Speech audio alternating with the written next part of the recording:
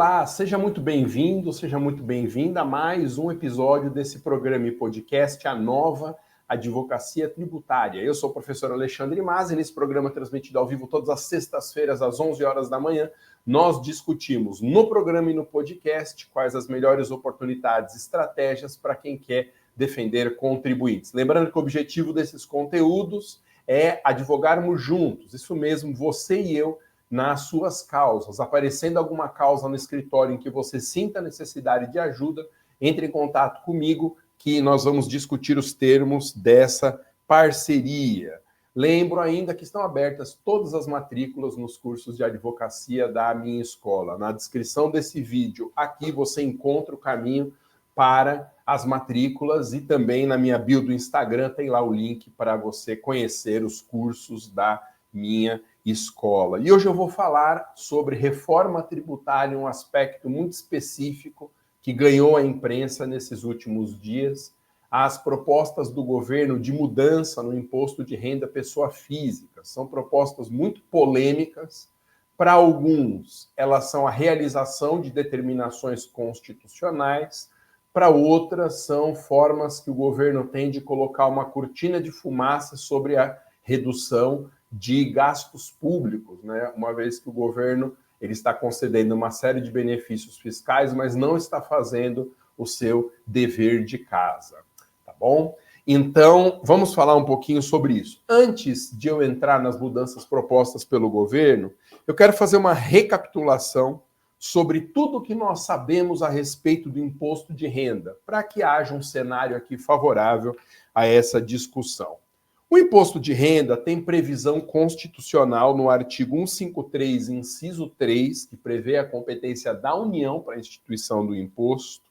Está no CTN também, com a normativa distribuída entre os artigos 43 e 45, e em uma infinidade de leis ordinárias federais, com destaque para a Lei 7713 de 1988, entre tantas outras. Bom, falar um pouquinho do regime jurídico do imposto de renda pessoa física. Ele é um tributo fiscal, ou seja, a finalidade dele é de arrecadação mesmo, ele não cumpre nenhum outro papel de tributação indutiva.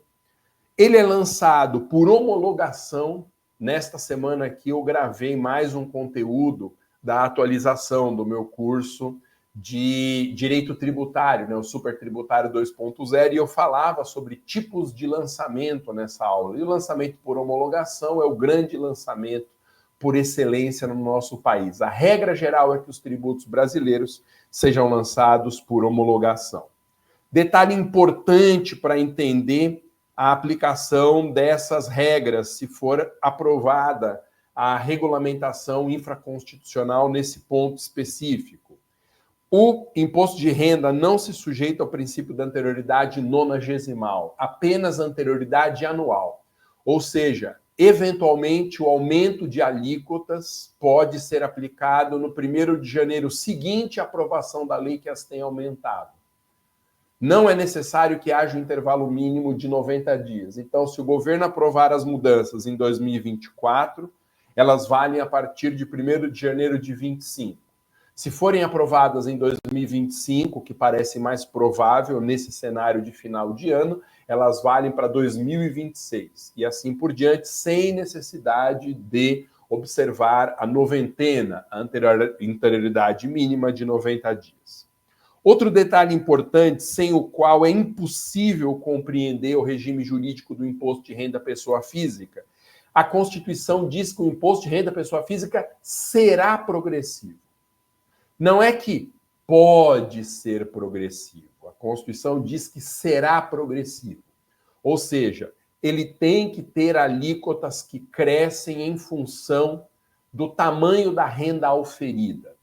Vale dizer, quanto mais a pessoa ganha de dinheiro, mais ela tem vencimentos decorrentes do trabalho ou frutos do ganho de capital, mais alíquota essa renda tem que atrair. Então, não pode haver imposto de renda pessoa física de alíquota fixa.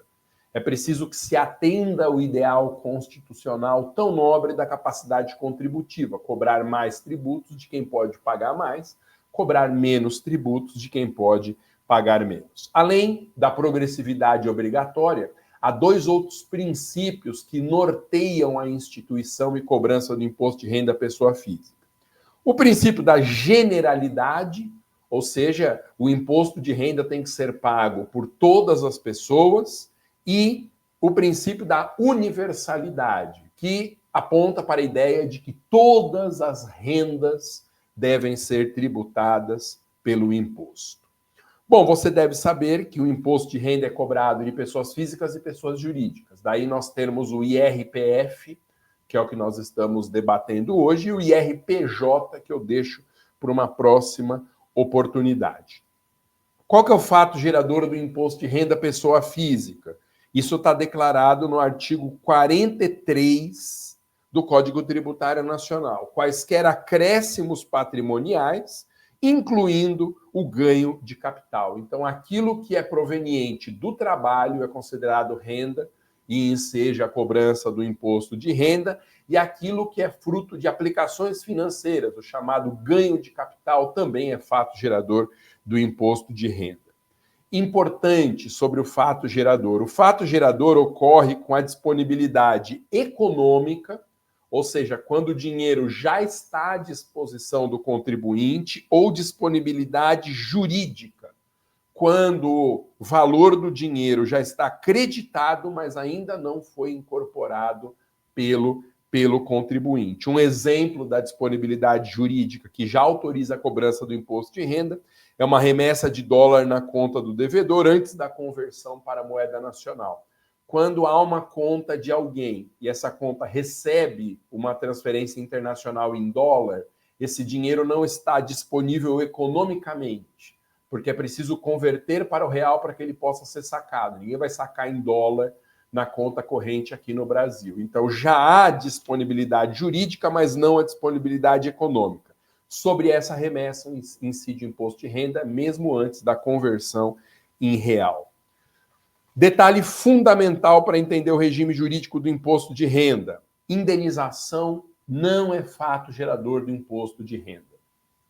Ou seja, verbas que são recebidas para compensar perdas patrimoniais não pagam imposto de renda. Resumindo em uma frase, indenização não é fato gerador do imposto de renda. Então, se você imaginar, por exemplo, uma indenização expropriatória, o sujeito perde um imóvel para o município que promoveu uma desapropriação. Em troca do imóvel, vai receber uma indenização que a Constituição diz que é justa prévia e em dinheiro. Veja, isso não é renda, não é um acréscimo patrimonial, isso é apenas a recomposição de uma perda patrimonial. Essa indenização não é fato gerador do imposto de renda. Então, na indenização, a gente tem que observar o processo como um todo. O recebimento do recurso para a recomposição de uma perda patrimonial. Se eu olhar só para o recebimento do recurso, eu posso ter a impressão de que é renda e que é fato gerador do imposto de renda, mas eu tenho que olhar a operação como um todo. A perda patrimonial, que cronologicamente acontece primeiro, e depois o pagamento da indenização para reequilíbrio desse prejuízo patrimonial.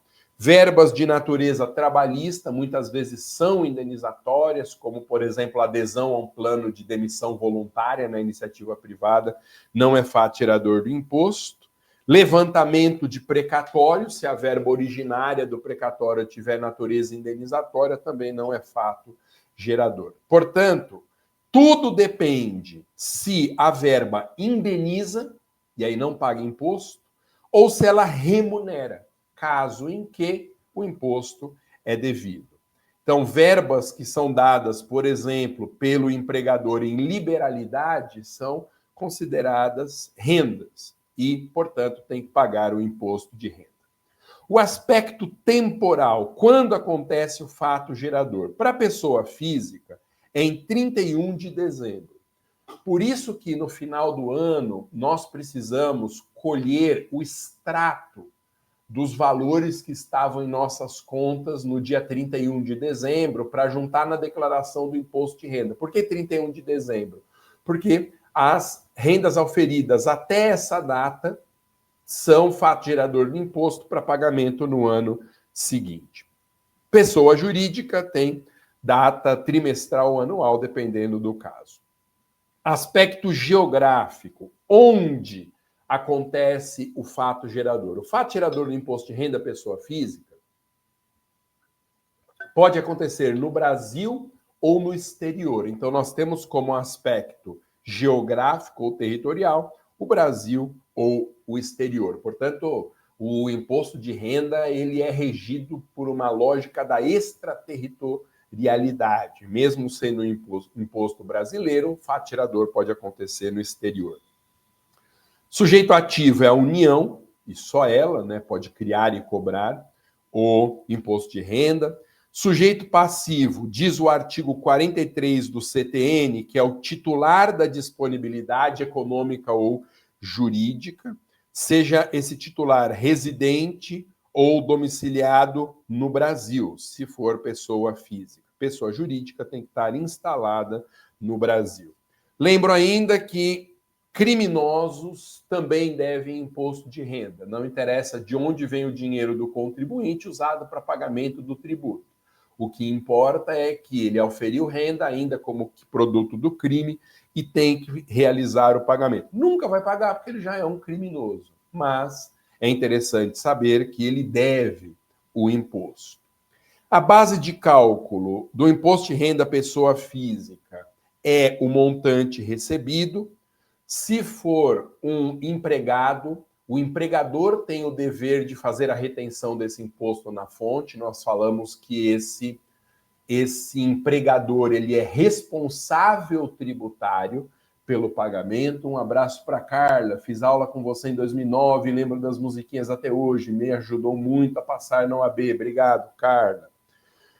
Também é progressiva a alíquota no ganho de capital, o imposto de renda sobre o ganho de capital.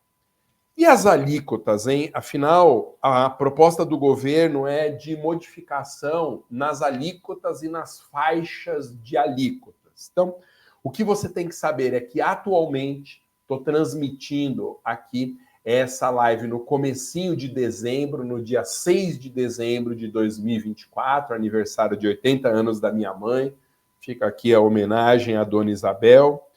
A Lei 11.482 de 2007 estabelece 5 faixas de atração de alíquotas no imposto de renda, sendo que rendas auferidas até aproximadamente R$ 2.000 têm isenção. Então, o imposto de renda tem alíquotas que vão variar de acordo com a renda auferida. Essas alíquotas são progressivas.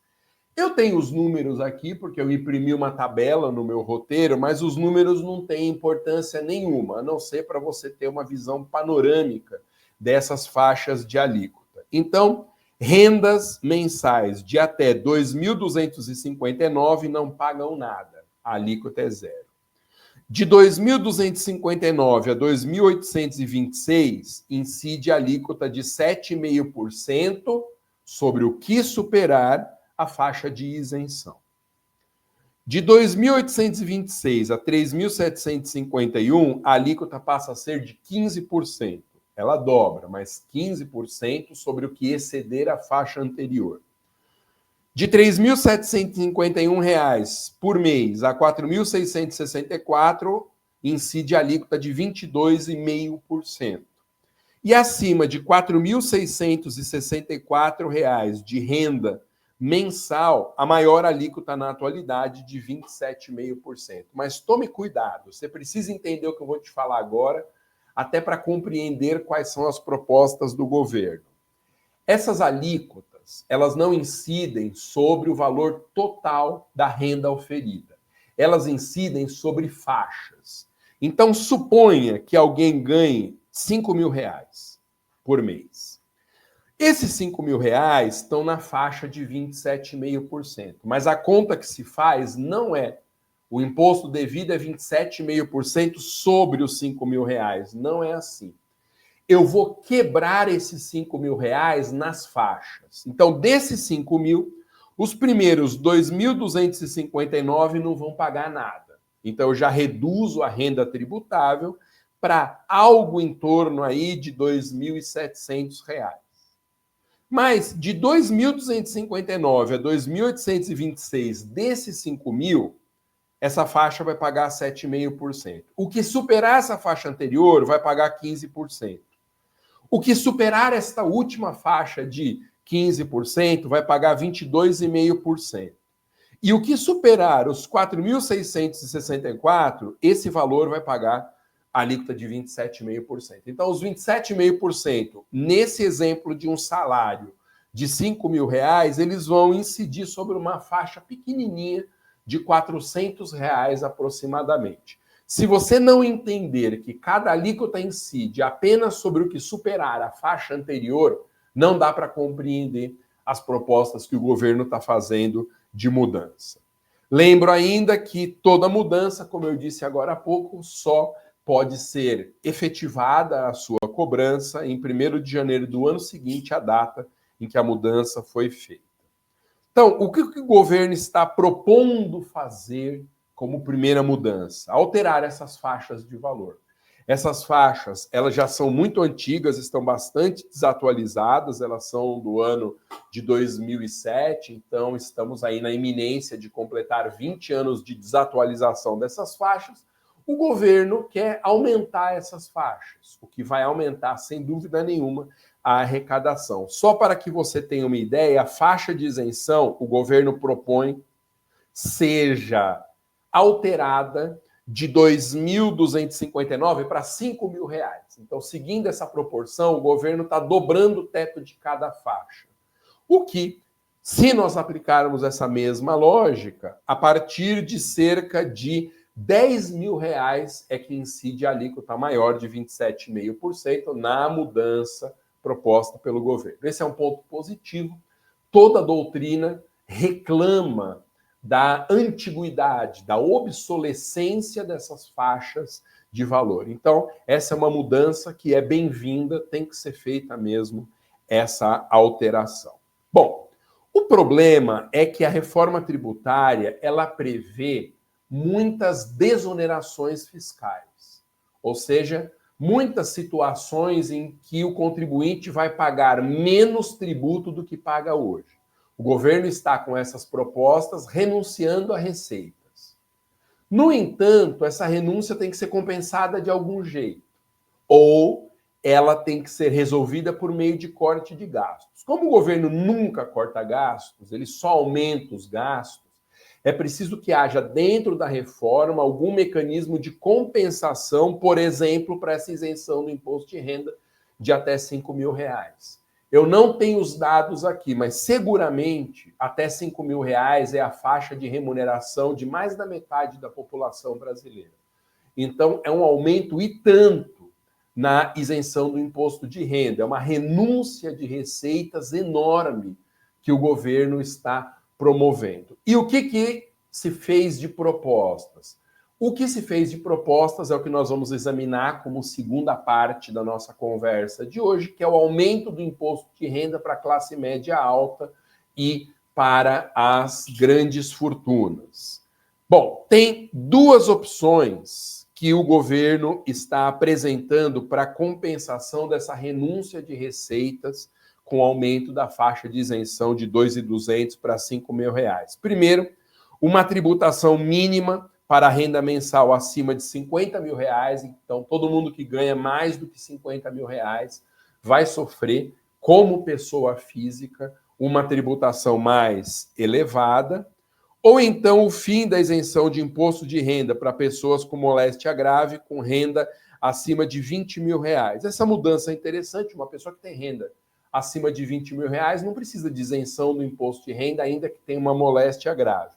Mas, intuitivamente, eu digo que o universo das pessoas beneficiárias dessa isenção do imposto de renda por doença grave e que ganham mais do que R$ 20.000 é um universo muito reduzido. Em geral, essas pessoas ganham menos. Então, não sei se haverá uma compensação suficiente aqui para a perda de receita no aumento da primeira faixa do imposto de renda. Então, vamos à proposta. A proposta de isenção do imposto de renda para contribuinte que ganha até R$ 5.000 trará benefícios também para quem recebe R$ 7.500 por mês. A correção da faixa de isenção beneficiará 26 milhões de pessoas, segundo cálculos da equipe econômica.